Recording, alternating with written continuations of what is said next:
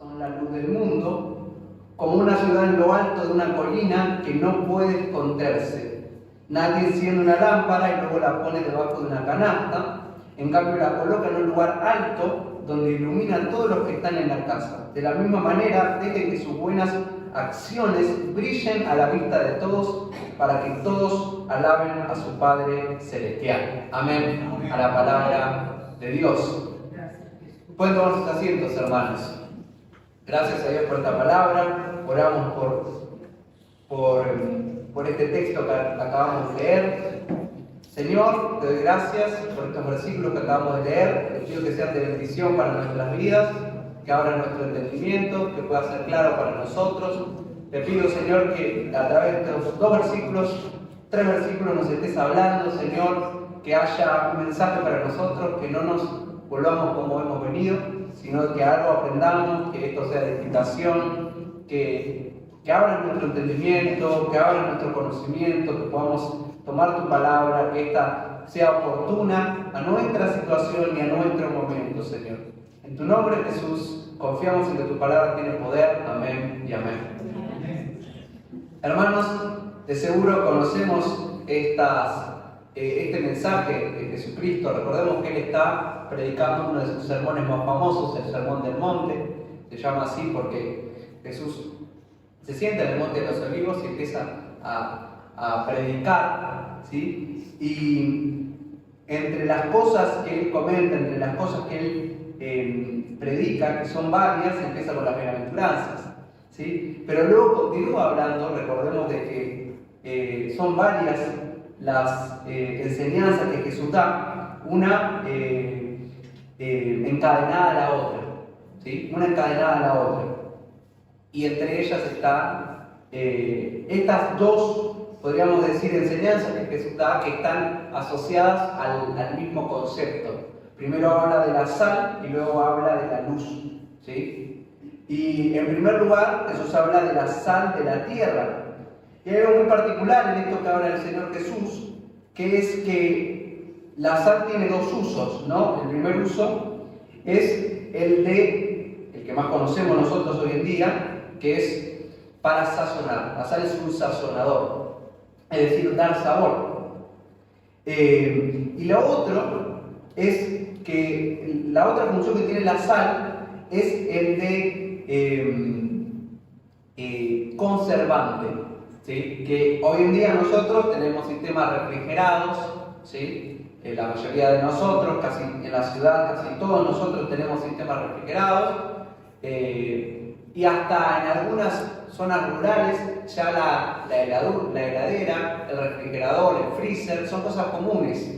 Pero hace 30, 40 años quizás no lo eran, ni que hablar hace 100 años, mucho menos en la época de Jesús, donde no existía la electricidad, donde no existían los sistemas refrigerados, y para mantener las propiedades de los alimentos, en otras palabras, para que no se pudra, para que no se ponga en mal estado, ¿sí? Se usaba la sal. Durante muchos años se utilizó la sal como un medio de conservación de los alimentos, ¿sí? Y de esa forma incluso podían transportarlas por largas distancias, ¿sí? Y mantener la propiedad de los alimentos por días, ¿sí?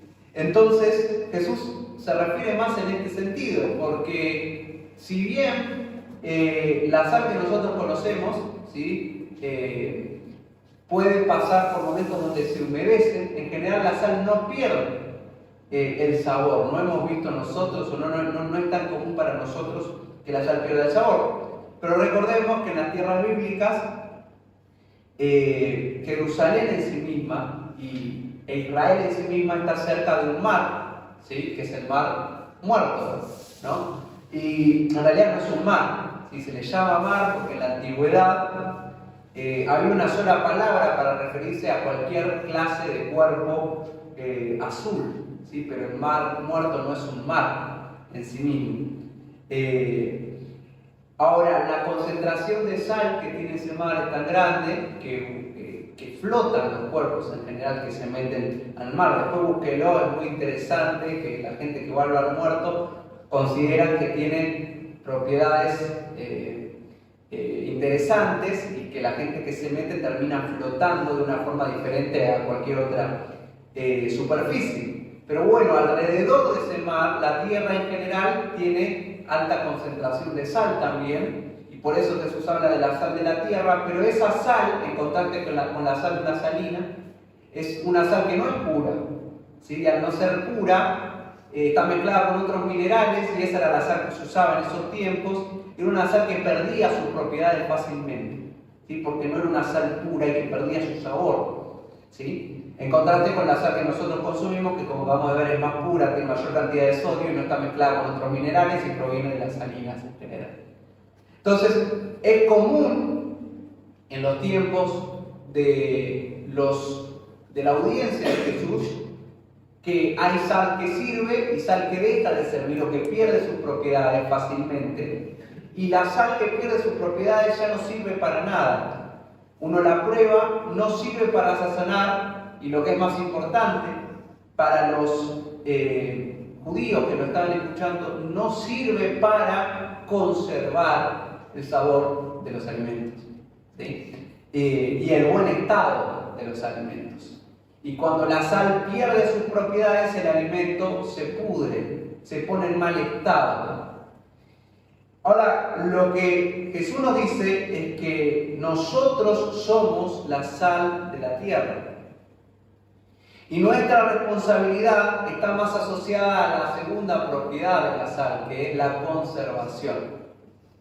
Y conservar principalmente, podríamos, la función de los cristianos, la función de la iglesia, es conservar la moral y los valores de la sociedad, ¿sí? ¿De qué modo? Compartiendo, viviendo las enseñanzas de Cristo y las enseñanzas de la palabra de Dios en nuestra vida cotidiana. Hablando a través de nuestros actos, de nuestras buenas acciones, de nuestro comportamiento, ¿sí? Y a través de nuestro comportamiento nosotros conservamos, ¿sí?, los valores cristianos en nuestra sociedad. Y lo que estamos viendo realmente es que la sociedad cada vez a nivel moral, a nivel ético, a nivel acciones, está perdiendo su conservación. Cada vez la sociedad tiende moralmente a la putrefacción, a podrirse. Si nosotros olemos moralmente a nuestra sociedad, vemos de que ya hay un olor desagradable, de que antes las sociedades, para bien o para mal, mantenían ciertos valores que consideraban innegociables, pero que esos valores hoy en día se están perdiendo cada vez más y más, ¿sí? Y que claramente nuestra cultura, nuestra sociedad, en nuestra sociedad abunda cada vez más el pecado, la desobediencia a la ley de Dios y el querer vivir conforme a sus deseos, sus aspiraciones y su interpretación de la realidad. En este momento, donde hay una descomposición de la moral de la sociedad, la iglesia debe actuar como un comunicador de valores y como un comunicador, ¿sí?, de la moral y del cumplimiento de la ley de Dios. Que la ley de Dios merece ser respetada, merece ser vivida, merece ser cumplida, merece ser obedecida, y tenemos que hacerlo con valor, con coraje. Somos representantes de Dios. Ahora, lo que plantea Jesús es que es importante, vayamos a la segunda propiedad, ¿no?, de la sal, que tengamos sabor. Cualquiera de nosotros sabe y distingue claramente el sabor de la sal. La sal tiene un sabor tan particular, tan destacado, tan prominente, que en general se ha monopolizado el sabor de la mayoría de los alimentos que nosotros comemos. Porque la mayoría de los alimentos que comemos le ponemos sal, tiene un sabor característico. Y cuando a un alimento le falta sal, quien está acostumbrado a comer con sal dice: a esto le falta sal, ¿no? Le falta sal. O cuando la sal está húmeda y uno la coloca sobre el alimento y no sala, no sazona, decimos: esta sal está húmeda, esta sal no funciona, le pusiste sal, sí. Es como que tenemos incorporado, detectamos fácilmente cuando la sal perdió su sabor y perdió sus propiedades. Ahora, una vez que la sal pierde sus propiedades, es irreversible, no sirve, la agarramos, la tiramos, perdió su valor, perdió su importancia, ¿sí? Y de la misma manera que la sal no sirve para nada si pierde su esencia, la iglesia, el cristiano, el Hijo de Dios, no sirve de nada, no tiene valor en sí mismo si pierde su identidad, ¿sí? Si pierde su identidad. Nuestra función, hemos sido llamados para ser conservadores, ¿sí?, del mensaje, reflectores de la gloria de Dios, obedientes a la palabra de Dios. Ahora, si nosotros perdemos nuestro sabor, ese sabor que nos caracteriza, que nos representa como hijos de Dios, que tenemos en nuestros valores, ¿sí?, las prioridades de que la obediencia a Dios, el temor a Dios es nuestra prioridad número uno, y eso nos distingue. Y no solamente nos distingue en nuestra forma de vivir, sino en nuestra familia, en nuestra crianza, a los que son nuestros hijos, en nuestro modo de trabajar, en cada cosa que hacemos. Si perdemos eso, solamente tenemos un título de cristianos, de iglesia, que no sirve para nada, ¿no? Es de la misma forma que sentimos una decepción terrible al probar la sal y sentir que perdió el sabor, ¿sí? Es terrible que una iglesia no tenga el sabor característico de la obediencia y del temor a Dios. Que el cristiano no tenga el sabor característico de una vida obediente a la ley de Dios, ¿sí? Entonces, lo que no distingue nuestra identidad está basada en tener un sabor característico, diferente, un conservante moral en tiempos donde cada vez el mundo y nuestra cultura tiende a la descomposición. Perder el sabor significa perder nuestra esencia. Y cuando perdemos el sabor, ¿sí?, de la obediencia, el sabor de la piedad, el sabor del temor a Dios, del deseo de glorificar a Dios, somos iguales al mundo, ¿sí? El mundo no tiene sabor, el mundo no tiene identidad. Nosotros sí tenemos una identidad y algo que nos distingue. Si perdemos nuestro sabor, somos iguales al mundo. Es por eso que en estos tiempos parece cada vez más tentadora o más llamativa la idea de querer parecernos al mundo, de querer tomar la cultura de allá afuera como propia. Pero cuando tomamos lo de afuera como propio y no hay una distinción en el modo de vivir del Hijo de Dios, del cristiano, con el del mundo, significa que perdimos nuestra identidad.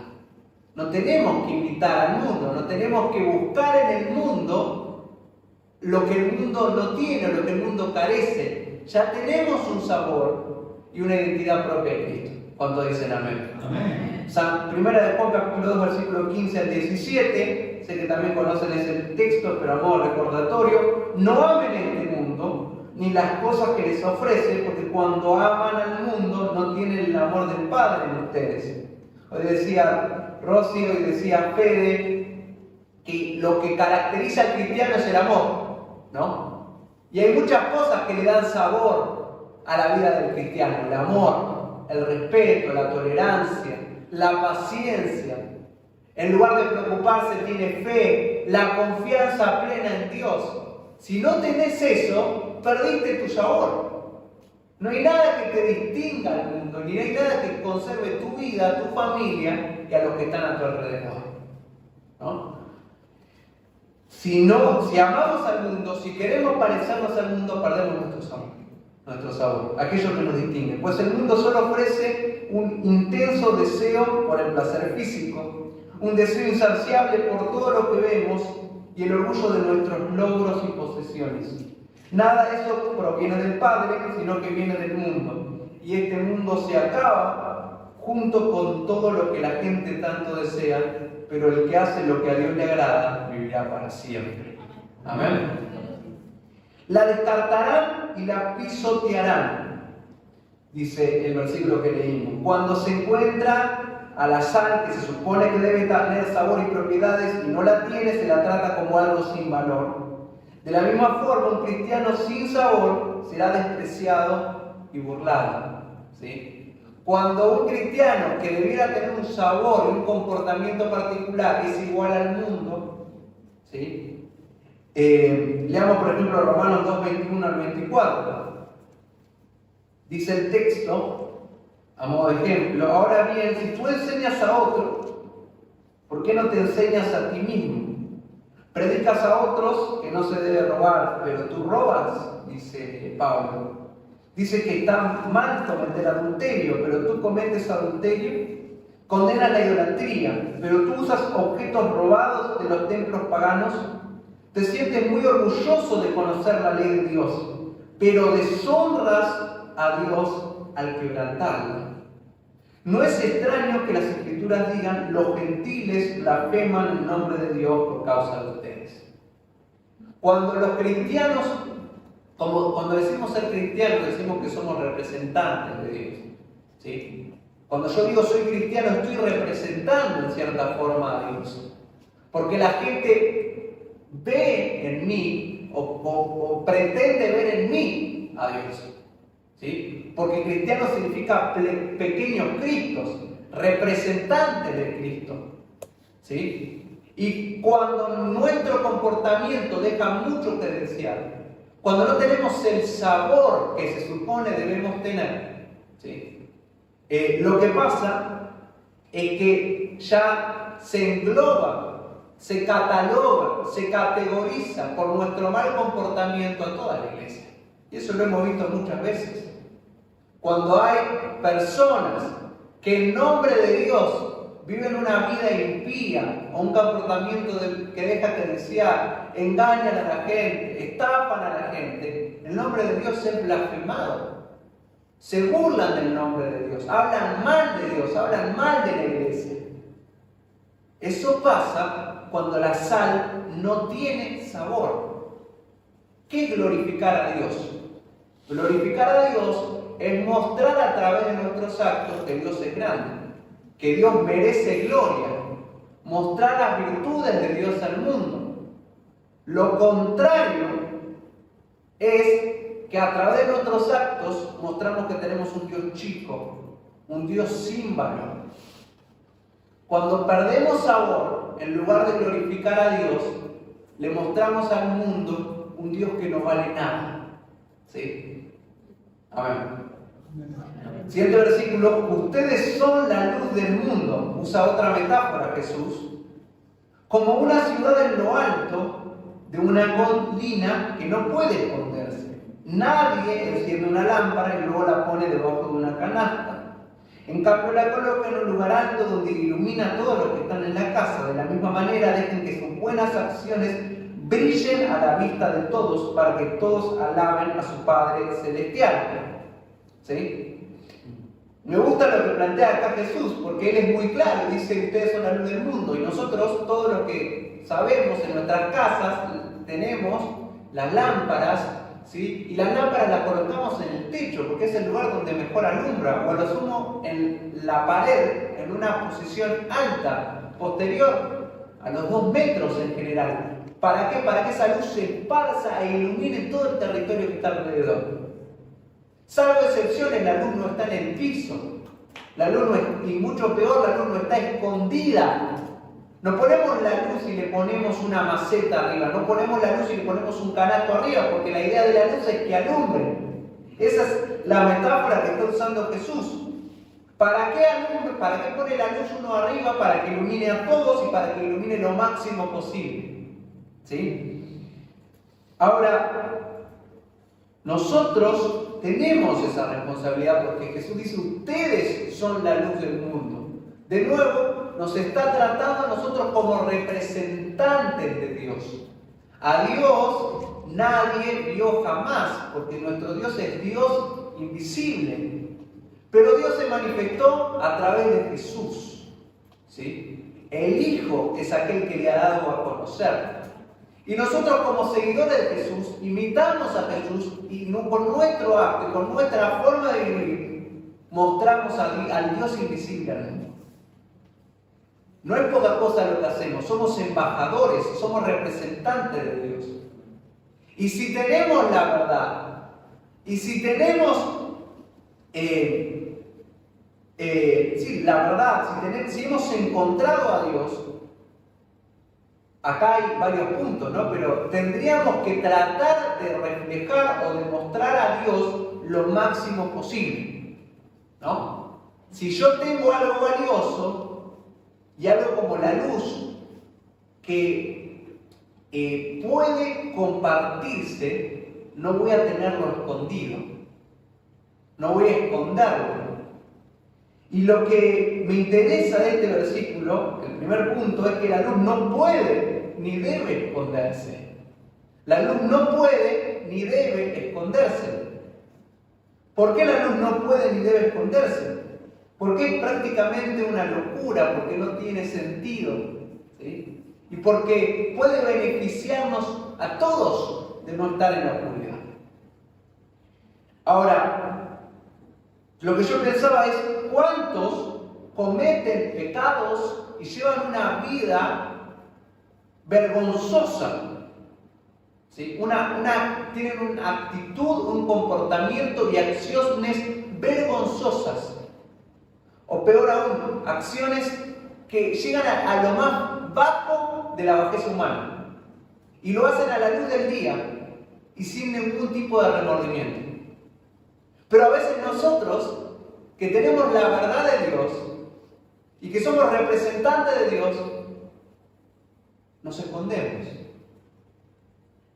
¿Cuántas veces la gente, en su afán, habla la mentira en voz alta y la promueve con orgullo, la mentira? E incluso promueve sin ningún tipo de descaro, o mejor dicho, con descaro, promueve con descaro la mentira, la falsedad, la inmoralidad. Y lo vemos cuando prendemos la tele, cuando vemos las redes sociales, cómo parece que inflan su pecho para profesar acciones vergonzosas. Y ellos, que son tinieblas, que son oscuridad, que tendrían que avergonzarse de sus actos, lo hacen a plena luz del día. Pero nosotros que tenemos la verdad y que tenemos algo que es digno de ser manifestado para que todos lo vean, nos escondemos.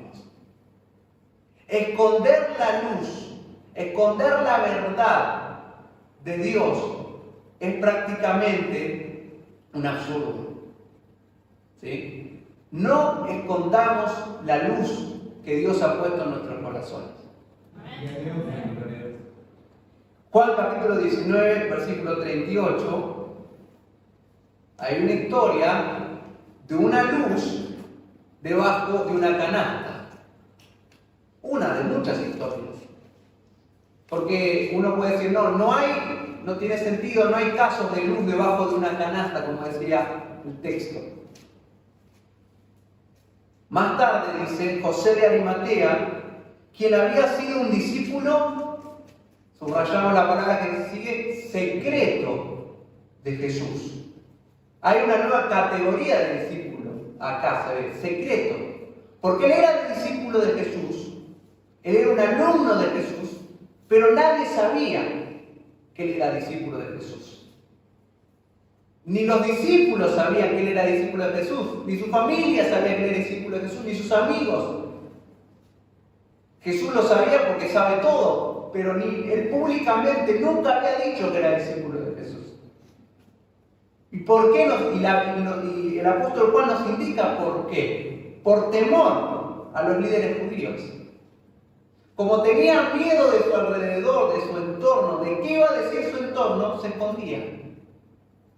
Él era una luz, él tenía la luz, pero se escondía. ¿Sí? Y al esconderse privaba a su alrededor de la luz que le había encontrado.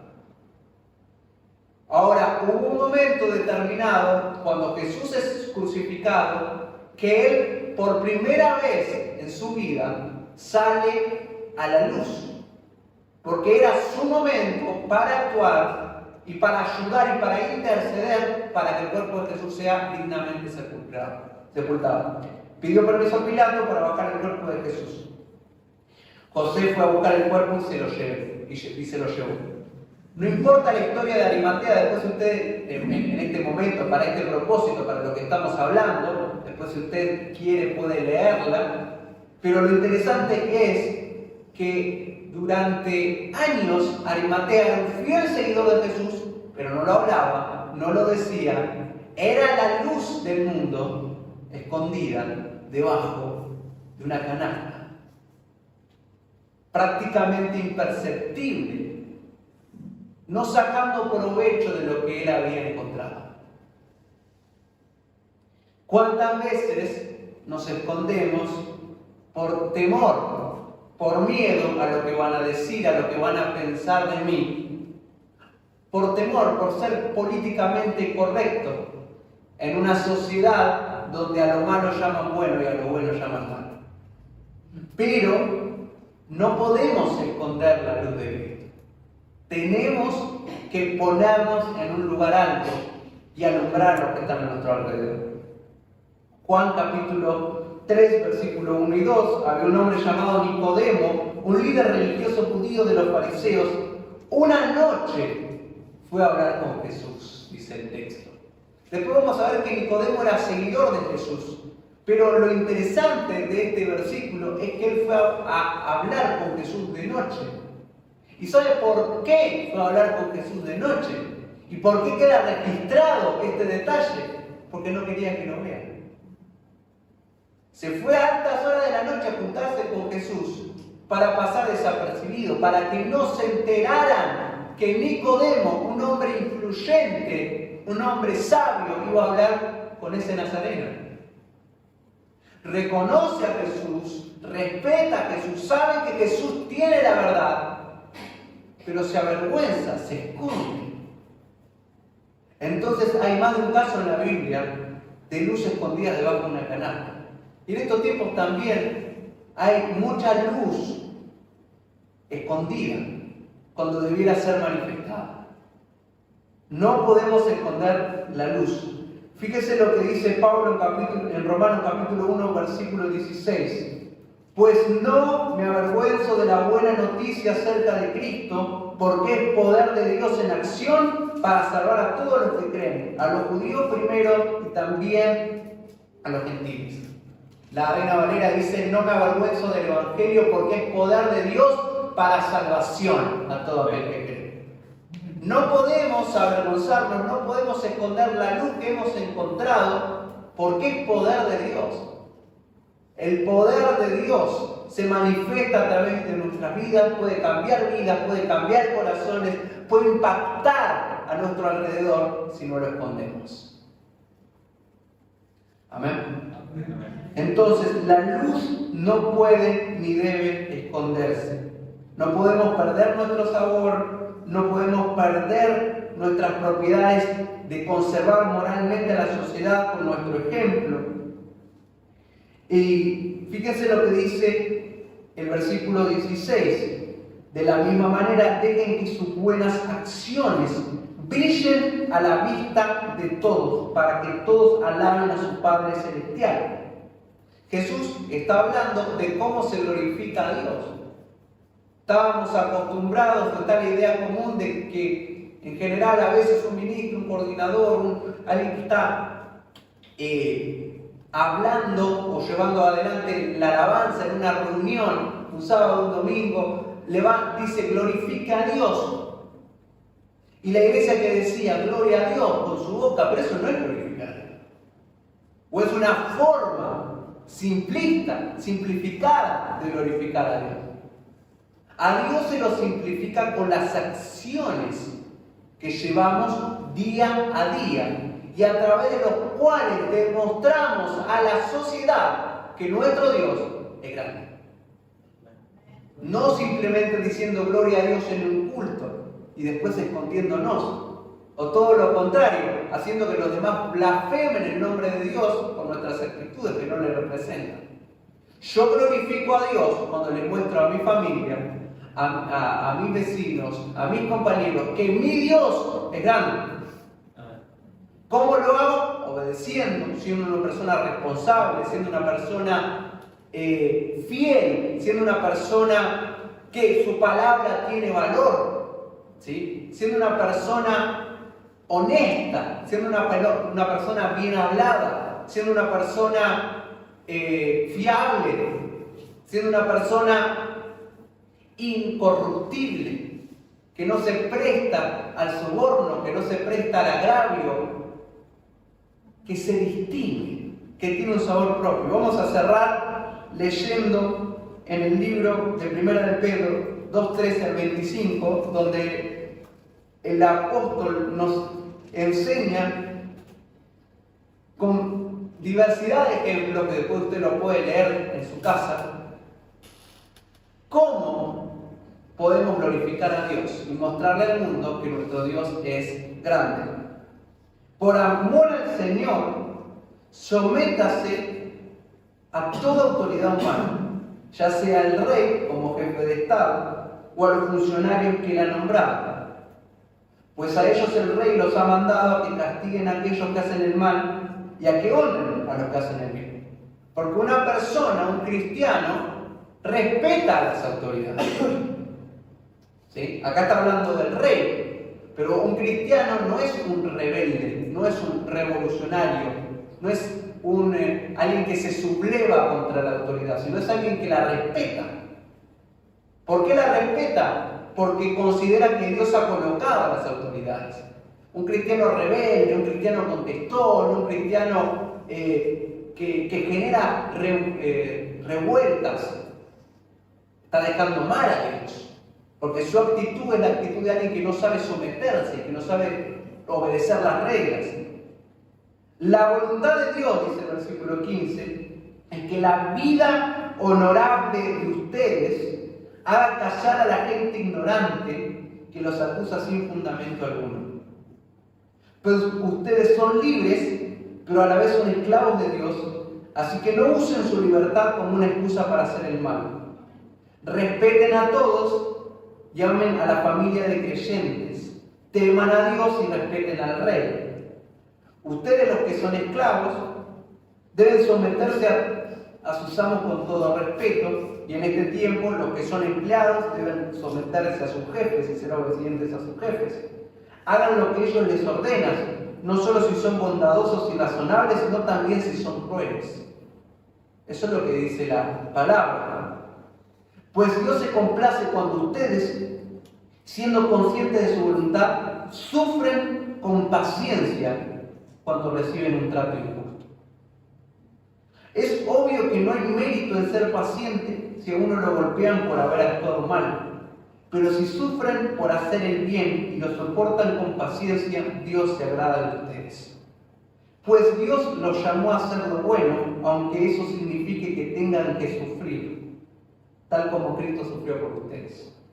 Él es su ejemplo y deben seguir sus pasos. Él nunca pecó y jamás engañó a nadie.